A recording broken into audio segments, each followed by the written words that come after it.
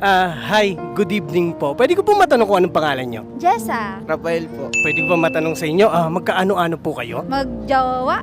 Hindi pa sure. Ilang taon na po? Magto 2 years po this December. Going stronger na ba po ba yung pagsasama?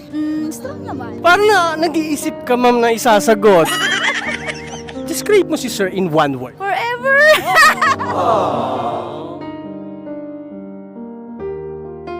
Bakit nasabi mo ma'am na forever si sir? Sa kanya ko nakikita yun na po talaga siya. Hindi na ako maghanap ng iba. Ay!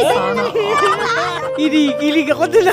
Describe mo si ma'am in one word. Strong. Kasi nakilala ko siya ng ganyan eh. Matibay. Tsaka siya yung kailangan ko talaga sa buhay. Sana all. Ang sweet naman nun. Paano kanya napaibig? Sobrang bait niya po at saka marespeto niya po. Kaya doon nakita ko po sa kanya na siya... Paano, ma'am, matanong ko ma'am, paano siya nagpa-cute sa'yo? Dinalahan ako ng milk tea.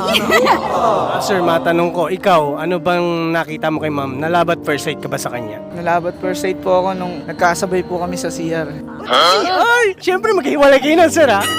Kumbaga siya palabas na and then ako po. So nagkatitigan kayo? Nahiya po ako, nagsorry kagad ako kahit wala akong ginagawa. Nabunggo mo ba siya? Hindi naman po. Ako po yung tinamaan sa kanya. Ma'am, matanong ko, mahal mo ba siya? Sobra. Gaano mo siya kamahal? Yung tipong papatay ako pag nagloko siya. Mahirap yan sir, huwag ka maglolo ko. Ikaw sir, matanong ko, mahal mo ba si ma'am? Yes po, sobrang mahal ko po. Gaano po siya kamahal? No words can explain how much I love her. Anong kaya mong gawin para kay sir? Kaya kong isakripisyo ang lahat para sa kanya. Sweet nun! So dahil 2 years na po kayo, tatanong kita sir, GF or barkada? GF po, pagdating po sa pangangailangan, hindi naman po lahat ng barkada mo is maasahan mo. Yung partner mo po kasi palagi siyang nandyan para sa'yo. Ang kaibigan naman po, kung tunay yan, maiintindihan ka po niyan. Di man kayo palaging magkasama, tunay ka pa rin sa kanya. Tingin mo ba sir, siya na yung forever mo? Yes po. Ikaw ma'am? Ah. Ano ba ang tanging paraan para ma-maintain yung pagsasama nyo ng maayos? Siguro pag may problema, kailangan pag-usapan agad, huwag na sigurong ipagpabukas. Siyempre, kahit na hindi ikaw yung may kasalanan, pwede ka namang mag-sorry.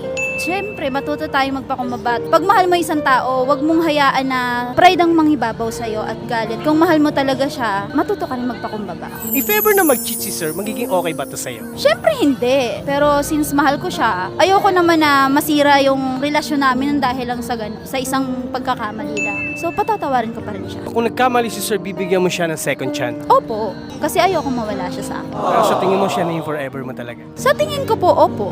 Gusto ko sana marinig yung message mo kay sir. Ano ba? Ano ba? Baka maiyak ako. Sige lang yung gusto. Baka maiyak ako nun. Sorry kasi. Minsan ang sama-sama na ng ugali ko sa'yo. Sorry kung sobra na akong lahat binabawal ko sa'yo. Ano pa? Kung napakasilos ako. Yun, sorry sa pagkukulang ko at saka. Basta sorry sa lahat. Yun lang yung masasabi ko sa'yo. Sorry at saka. Pangako, kahit na sobrang toxic na, sobrang pangit na. Ikaw at ikaw pa rin ang pipiliin ko kahit.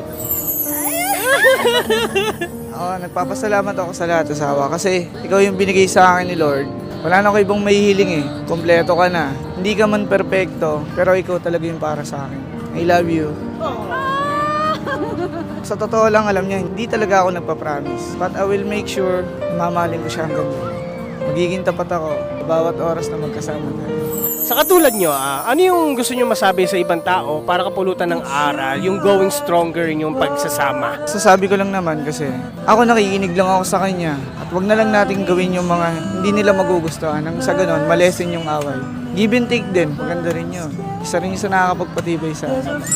Ma'am, sir, thank you po. Maraming salamat sa napakaiging kwentuhan po natin. Thank you po.